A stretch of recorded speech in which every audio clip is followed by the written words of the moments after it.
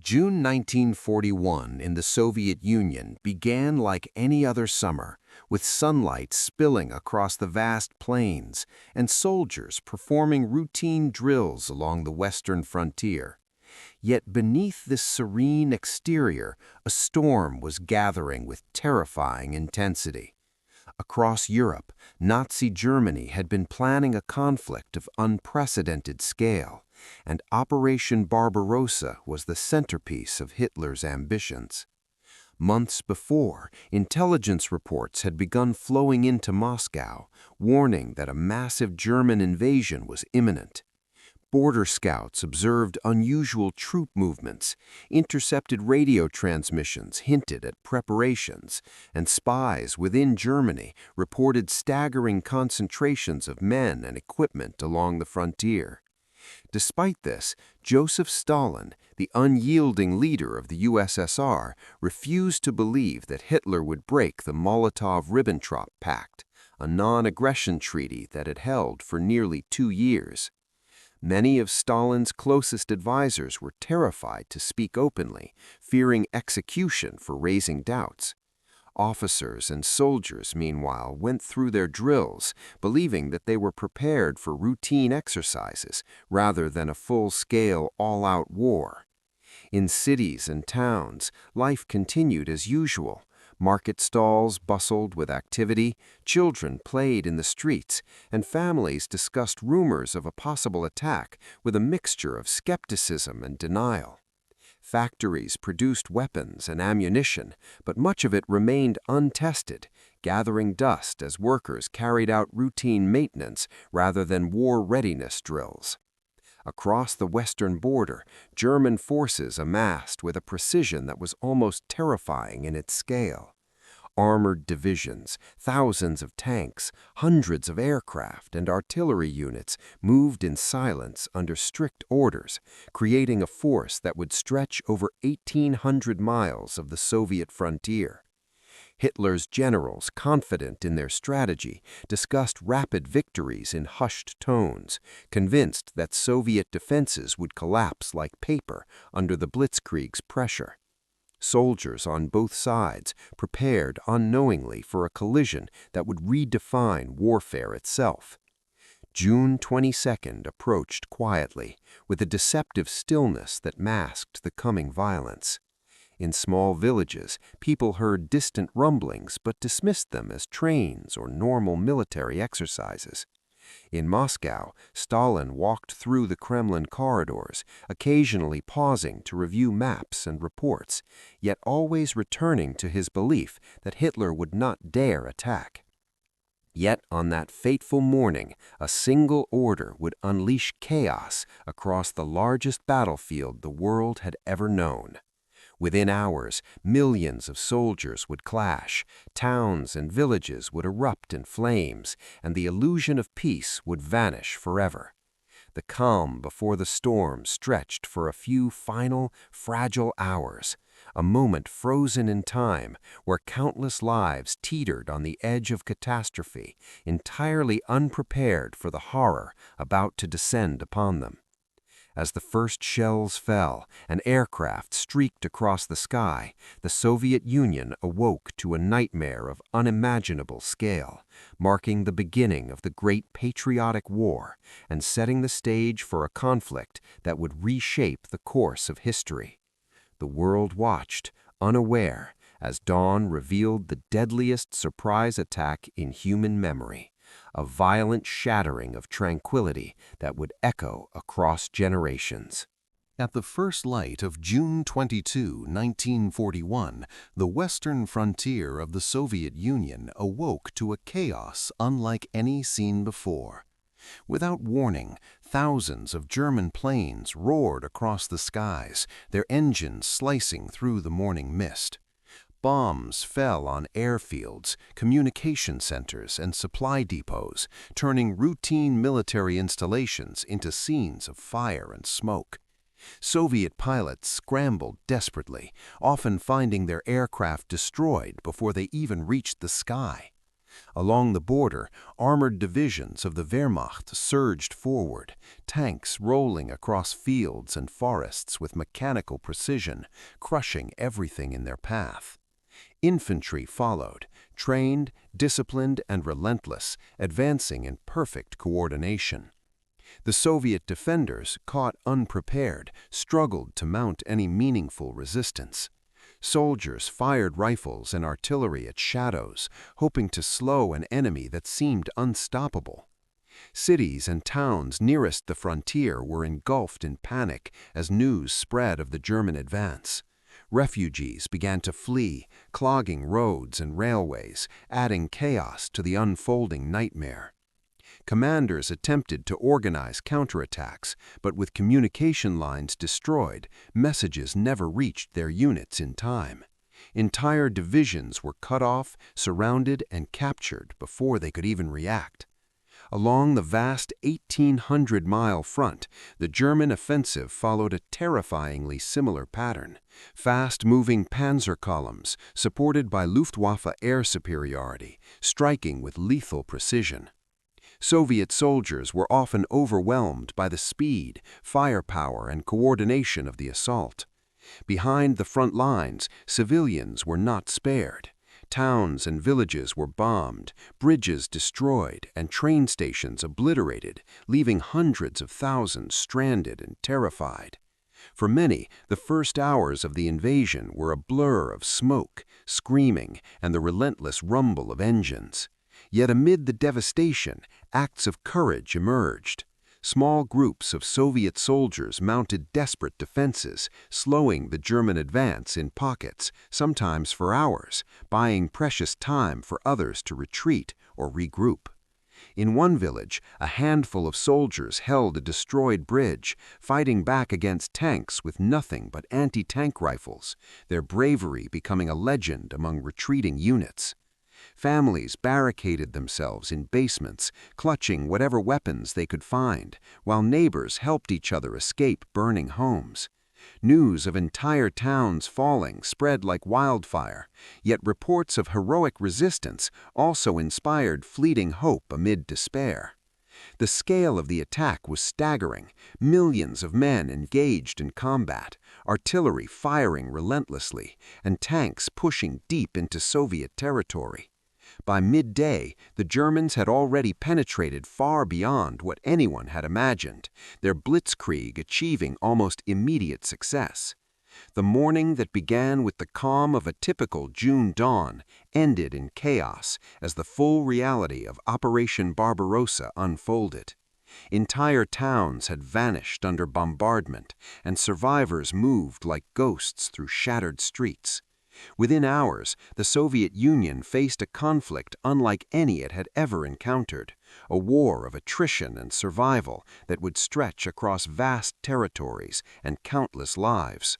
The world watched, unable to comprehend the speed and ferocity of the attack, while the people of the Soviet Union struggled to make sense of a nightmare that had arrived with the rising sun, shattering illusions of safety and peace forever. Even as the day wore on, the relentless advance showed no sign of slowing, leaving soldiers and civilians alike with a harrowing realization. This was only the beginning. By the second day of Operation Barbarossa, the scale of devastation became undeniable. Soviet command structures were crumbling under the relentless German advance, as entire headquarters were bombed, communication lines severed, and orders lost in the chaos. Soldiers found themselves isolated, cut off from reinforcements, and forced to make life or death decisions without guidance. Panic rippled through units as reports of encirclements and rapid enemy movements reached commanders who could do little to respond. The Luftwaffe dominated the skies, strafing retreating soldiers and destroying supply convoys, while panzer divisions rolled with terrifying speed through forests, fields, and towns, leaving a trail of wreckage. In some areas, Soviet divisions attempted desperate counterattacks, only to be met with overwhelming firepower, their artillery and tanks outmatched and outmaneuvered.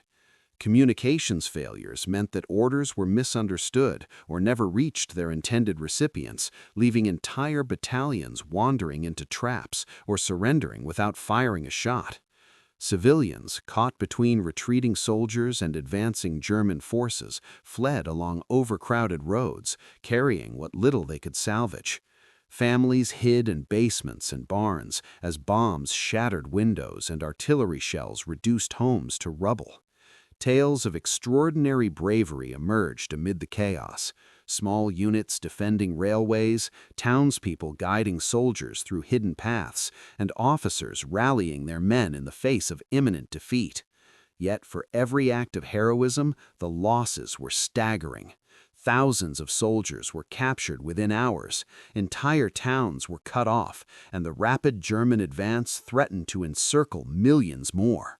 The front lines dissolved, and the once formidable Red Army now appeared fractured and disoriented. Commanders struggled to regroup units, coordinate reinforcements, and maintain any semblance of order, but the speed and ferocity of the assault often rendered these efforts futile. By evening, the vast expanse of Western Soviet territory was in turmoil, smoke rising from burning villages and cities, and the magnitude of the German onslaught became clear. In the chaos, soldiers improvised. Units abandoned their positions, regrouped in hidden forests, and launched guerrilla-style ambushes on isolated German patrols. Officers who survived bombed headquarters scrawled hastily written orders and dispatched messengers to units that had already disappeared into the fog of war. Civilians became involuntary participants in the conflict, hiding the wounded, providing food and directions to fleeing soldiers, and witnessing atrocities that would haunt them for the rest of their lives. Entire towns were wiped off maps, replaced by rubble and smoke, while railways that had been vital for movement and supply lay destroyed, hampering Soviet attempts to mount an organized defense. Intelligence failures exacerbated the disaster. Soviet commanders underestimated the speed of German mechanized divisions and the extent of Luftwaffe dominance, resulting in misallocated troops and wasted counterattacks. Some units found themselves surrounded multiple times, fighting not just the enemy, but confusion, fear, and exhaustion. The psychological toll was immense. Young soldiers, many barely out of training, faced the terrifying reality of being cut off, outgunned, and outmaneuvered, often witnessing the deaths of friends and officers within minutes. Yet, amid the horror, sparks of resilience persisted. Civilians and soldiers alike performed acts of courage, digging trenches in hurried defenses, carrying wounded comrades to safety, and using knowledge of the local terrain to evade capture. These small victories, fleeting as they were, delayed the German advance in certain sectors and provided crucial lessons for the Red Army's eventual adaptation. The shattered lines and broken command defined the opening phase of Barbarossa, leaving the Soviet Union scrambling to mount a coherent response. It was a battle fought not just with weapons, but with nerves, improvisation, and sheer willpower, a brutal initiation into a war that would test every facet of survival, leadership, and courage. As night fell, the scale of loss and chaos was overwhelming, yet the embers of resistance had already begun to burn, hinting at the tenacity that would eventually define the Soviet struggle against the seemingly unstoppable Wehrmacht. As the German advance tore through the Soviet Union, the human cost became horrifyingly clear. Civilians found themselves trapped between retreating Red Army units and relentless German forces with little warning or protection. Towns and villages along the frontier were reduced to rubble by artillery and aerial bombardment, leaving countless families homeless. Refugees fled along overcrowded roads, carrying only what they could salvage. Children clutched by parents, elderly relatives supported by younger family members, livestock abandoned in the chaos. The sheer scale of panic was staggering as millions of people tried to escape advancing troops while dodging bombs, bullets, and collapsing infrastructure. The German strategy was not limited to defeating the Red Army. It targeted civilians deliberately, striking fear and disrupting society. Einsatzgruppen and other units followed closely behind the front lines, executing mass killings of Jews, communists, and perceived enemies, adding layers of terror and trauma to the unfolding catastrophe. Soviet soldiers, already stretched thin and disorganized, witnessed these atrocities firsthand, further complicating morale and the ability to regroup. Hospitals overflowed with the wounded, often lacking medicine or functioning facilities, as supply lines were destroyed by the Blitzkrieg. In some villages, civilians tried to defend themselves with whatever they could find: pitchforks, old rifles, or even makeshift barricades, while entire neighborhoods became battlegrounds. Amid the horror, acts of courage and selflessness emerged. Neighbors hid families targeted by the Nazis, soldiers carried civilians to safer locations, and ordinary citizens guided troops through secret paths to escape encirclement. Yet the losses were staggering. Thousands were killed in the first days, entire towns vanished under bombardment, and millions more were displaced, forced to flee into forests, fields, or distant cities, often without food or shelter. Children wandered through smoke-filled streets, traumatized and hungry, while elders watched their homes burn and livelihoods vanish. Families were torn apart, never to reunite, and communities that had existed for centuries were erased almost overnight. The psychological impact was immense. Fear, despair, and confusion overwhelmed communities that had previously lived ordinary, peaceful lives. Reports of massacres spread rapidly, leaving survivors with haunting memories that would endure for decades. Despite this, resilience persisted. Soldiers and civilians alike adapted quickly, learning to navigate the chaos, organize small-scale defenses, and survive in a world turned upside down. Fields once full of crops were trampled by tanks, and rivers choked with wreckage of destroyed bridges and equipment, making escape and survival even more perilous. The human cost of the surprise attack was not only measured in deaths, but in the shattered families, lost homes, and permanent scars left on the collective psyche of the Soviet people. By the end of the first week, the invasion had left an indelible mark on the landscape and the human spirit, a brutal reminder that war was as merciless as it was swift. These early days foreshadowed the long and grueling struggle to come, where courage, improvisation, and sheer endurance would be the only shields against total annihilation. By the end of the first week of Operation Barbarossa, the full scale of the invasion's impact had become painfully clear. German forces had achieved remarkable early successes, pushing deep into Soviet territory, encircling divisions, and seizing strategic cities and infrastructure. Yet the initial momentum began to reveal its limits. The vastness of the Soviet Union, its harsh terrain, and the resilience of its people and soldiers created unexpected obstacles for the Wehrmacht. Roads became clogged with refugees and retreating troops, slowing armored advances. Supply lines stretched to dangerous lengths, leaving forward units vulnerable to counterattacks and logistical breakdowns. Stalin, having survived the shock of the initial assault, began to reorganize command structures, demanding fierce resistance and swift countermeasures.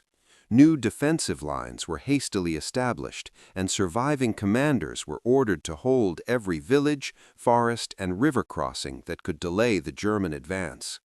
Meanwhile, soldiers and civilians alike adapted to the chaos, using the terrain to their advantage, laying ambushes and sabotaging railways, bridges, and fuel depots.